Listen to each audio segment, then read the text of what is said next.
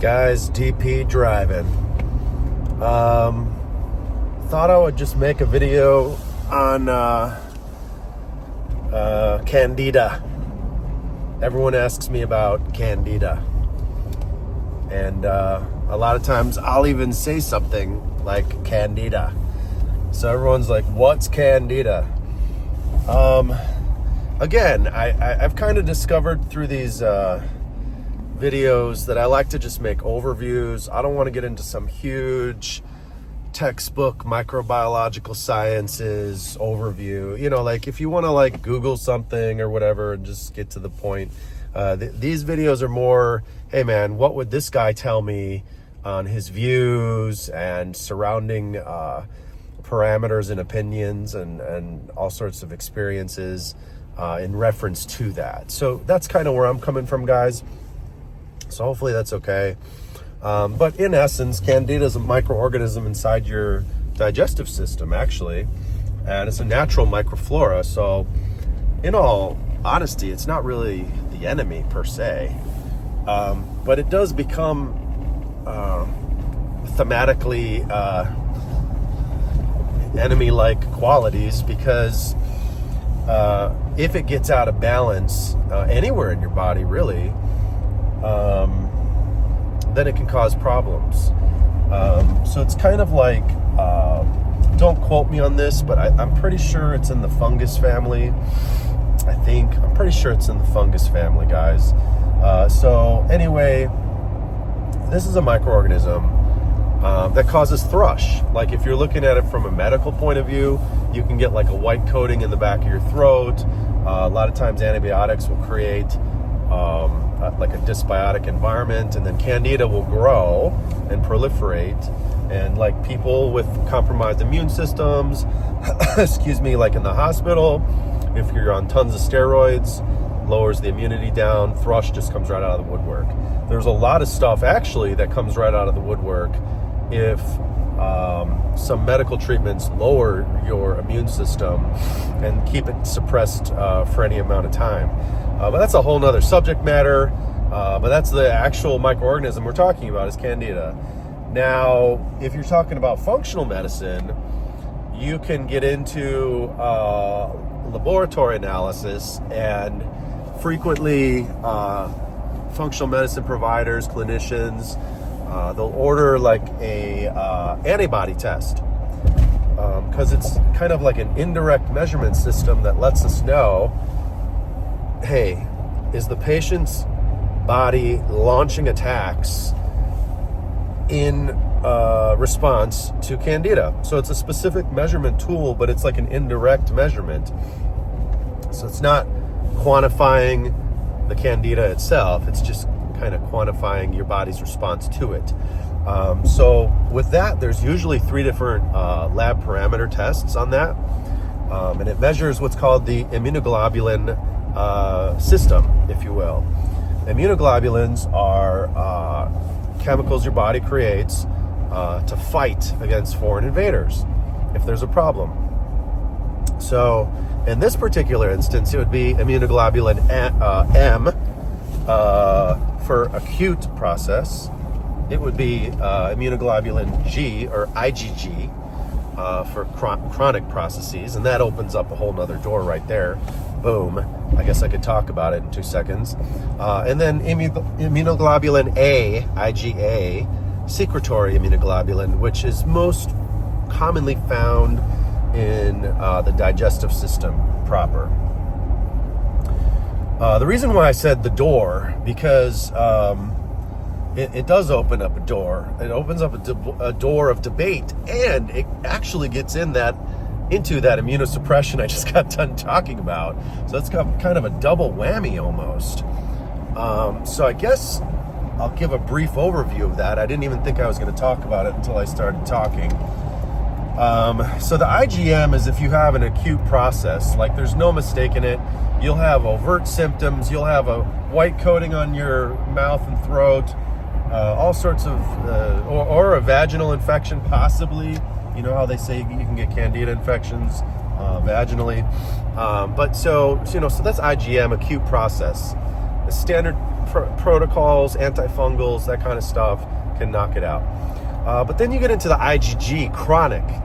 Now, that's where you kind of open the door.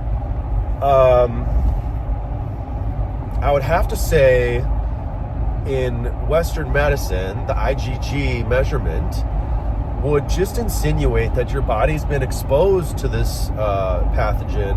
Well, it's not really a pathogen, but let's just call it that for right now, as it's causing problems.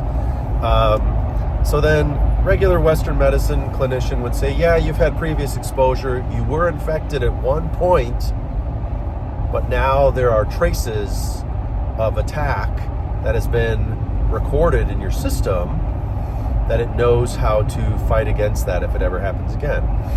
Now, some more holistic-minded functional medicine, holistic alternative medicine clinicians might say, well, and the same goes the same for the thought process for chronic viral infections also.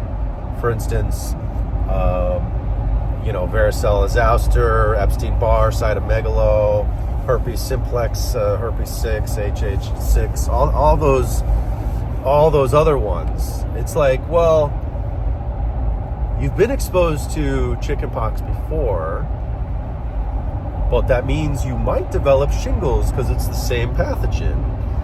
And so then the thought process is it can come out of the woodwork. It can be triggered and reinitiated and I don't know the words I'm looking for, but it can come back. And so if you have that varicella zoster, fine, you won't get chickenpox again, or most likely you won't. But instead, the same exact virus will come out of the woodwork because it's already in you. That's the debate that clinicians wax and wane about because they can't make up their mind. Is it inside you or not? Is HIV inside you or not? Is varicella zoster inside you because you had chickenpox once, now it's latent inside your body, then you get shingles? Is it inside you or not? The answer probably is yes. So I'm off topic, but I'm on topic. So that brings up, hey, if you have that IgG measurement of Candida, is it in the woodwork and can it come back out? Especially when your immune system gets pushed down. The short answer is yeah, it can. And we already see it in science, clinical science, just the way I just told you right now with the varicella model. So if your IgG is elevated on Candida, you have chronicity to that, and it's hiding in the woodwork. And you can have a whole bunch of symptoms. Google it. Go see what chronic Candida infections cause. Chronic fatigue, tiredness, muscle fatigue, headaches, abdominal pain, gas, bloating, swelling, hormonal imbalances, all of it. That's why when you're walking into some of this functional alternative medicine stuff, there's a lot of things that can cause a lot of things.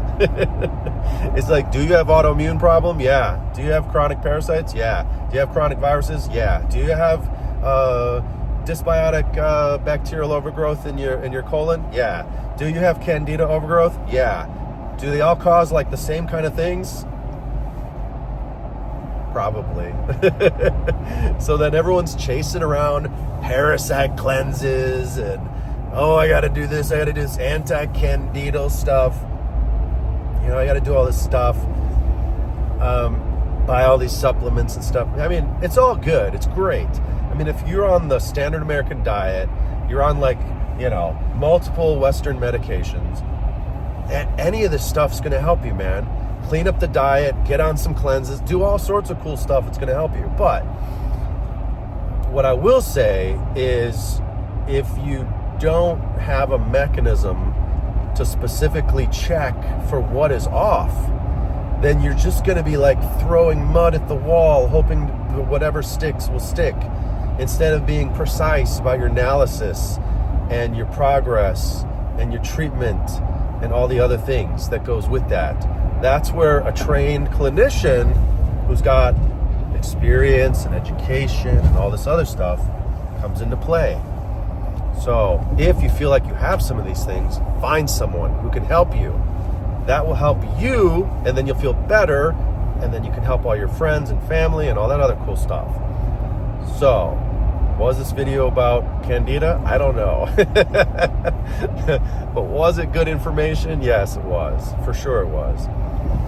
If you have any questions about that, leave some comments in the comment section. If you like the vid, subscribe. Hit that bell notification so you can find out when more videos are coming. I'm trying to put out 2 a week. And like always, keep it real, guys. Thanks for all the love and support, and I will see you on the next one. Bye.